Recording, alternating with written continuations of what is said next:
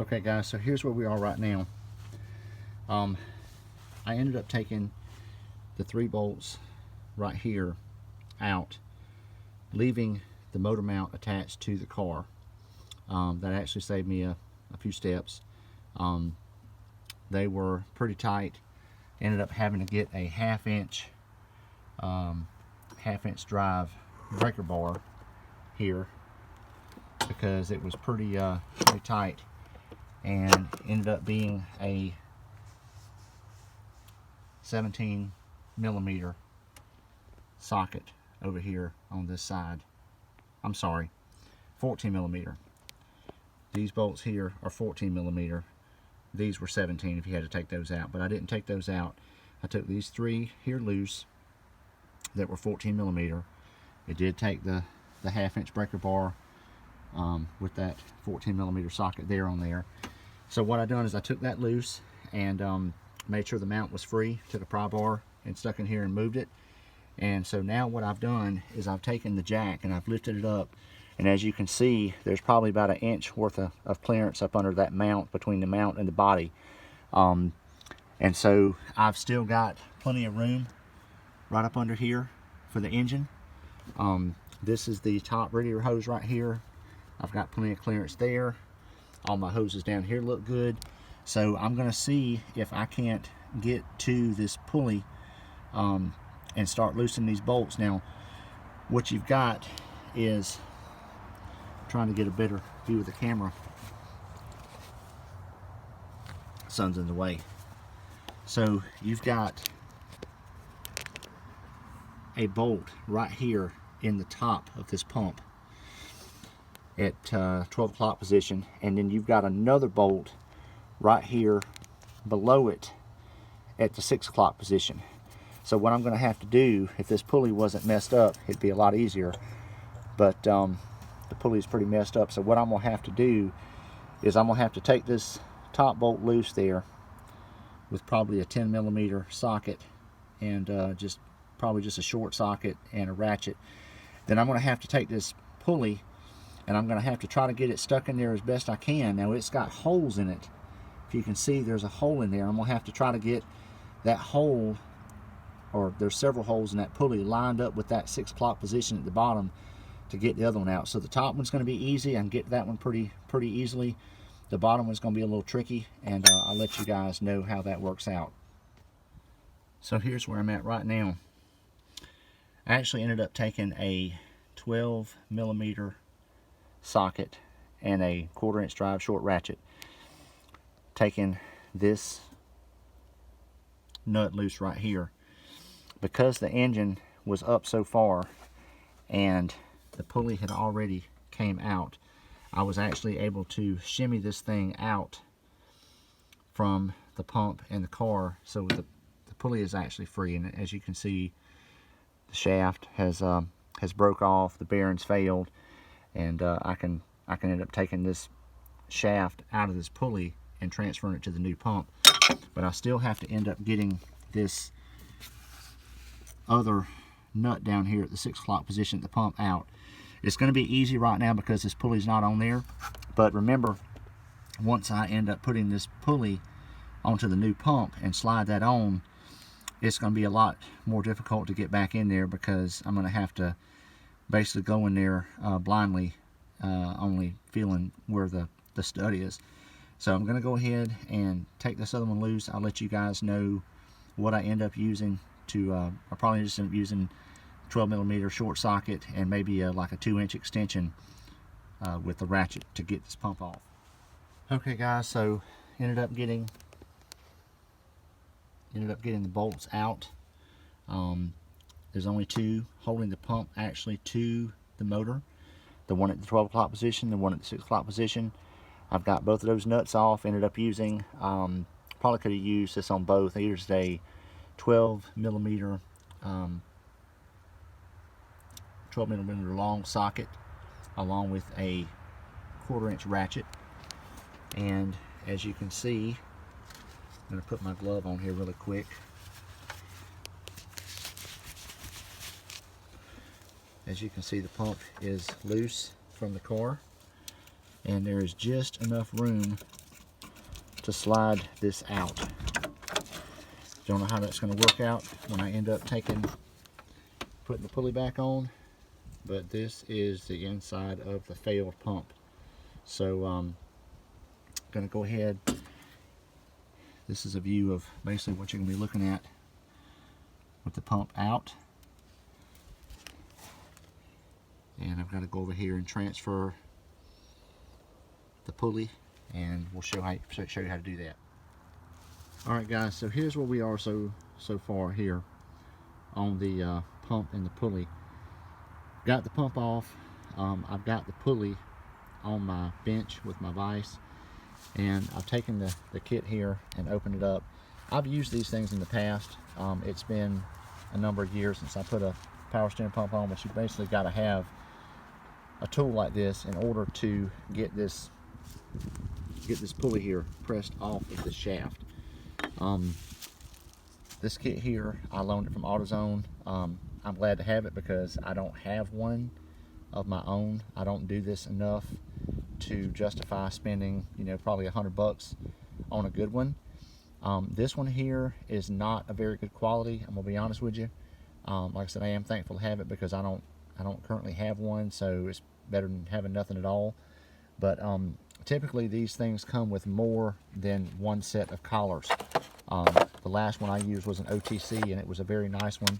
This one here has only one set of collars that is basically for two sizes of power steering pulley.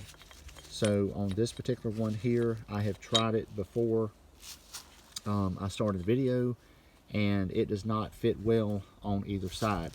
What you're basically supposed to do is set this set of collars here over this, and I'm trying to hold the camera, I apologize, over this groove right here in this pulley. So the idea is that you're going to take this, slide it into here like that. You take the other one and slide it in there like that. Take my glove off so you guys don't have to see the glove on there, see more detail. And then you take this one here, and what this does, you put it all the way down to the end, slide it in here like this, and this in here has a little bevel inside of that nut. Probably kind of hard to see it there, but it has a little bevel, and that bevel fits down in here, doesn't mess up the threads, and it goes in here like this, and it goes on there like that. And then you take this collar here and you slide this collar over this whole assembly, and you get it down there tight. Now, like I said, the ones I've used in the past, OTC, they're very good, they're very good quality. This fits all the way down, it fits snug on here, you don't have a gap like that.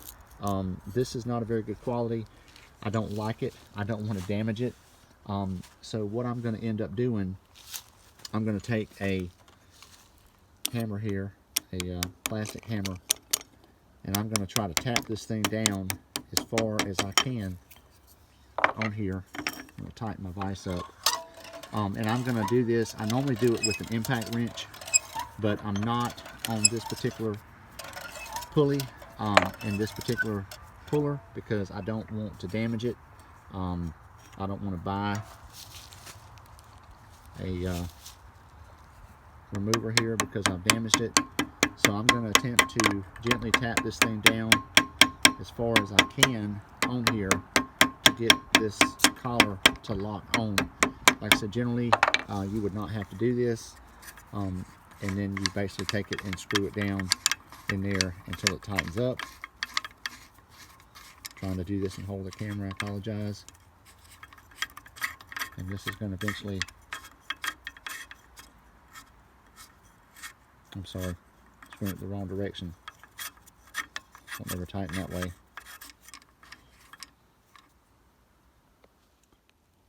So I have screwed this down tight here so that this nut is pushing down on the shaft of the pulley, and these collars are pushing on this outside ring.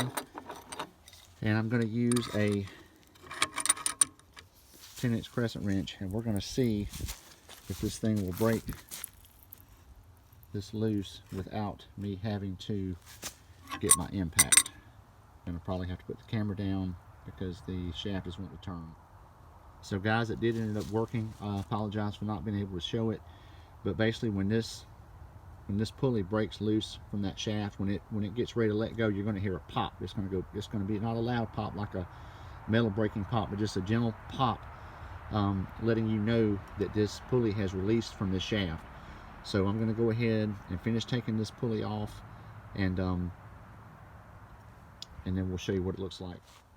Okay, so here's what we have: a shaft with the pulley off. Got the remover here, and no damage. I'm very thankful that there was no damage to the collar. So I'm going to take this off, and then the next thing I'm going to do is put the pulley onto the new pump. I'm going to need to take this ring here, which has got a little bearing inside of it, and I'm going to have to take the stud that matches up, and I've already checked, and this one here is the one that matches up. So what I'll have to do is take this and put this down into here like this. This will screw on there, and then pulley will go on first, and we'll get that set up and show you how to put that pulley on. Now for the reinstall, guys, what you're going to do is get your new pump here. You're going to take the pulley, and you're going to basically just line that up on there, just set it on there very gently, and you're going to take the nut, or the bolt actually, that matches up to the threads of this pump, which this one does. You're going to screw this piece on there, which has a bearing in it, and you're basically going to take this thing and screw the threads all the way down in there as far as you can go. You want as much bite as you can, so you want to screw the threads down in there all the way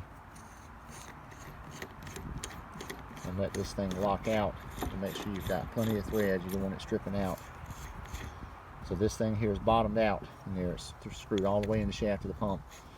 And then you're going to take this right here and you're going to turn it basically until this pulley is flush. If you remember, the other pulley was flush with the shaft. So you're going to screw this thing all the way down until basically it gets flush, and you can tell because it's going to get hard to turn. So that's what I'm going to do now. I can't hold the camera and show you guys, but basically I'm going to take this adjustable wrench and I'm going to hold the pulley with my left hand, and I'm not going to need an impact wrench to do this.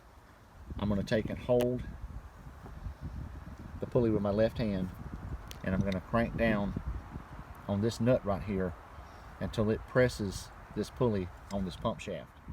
This is going to go on there very easily.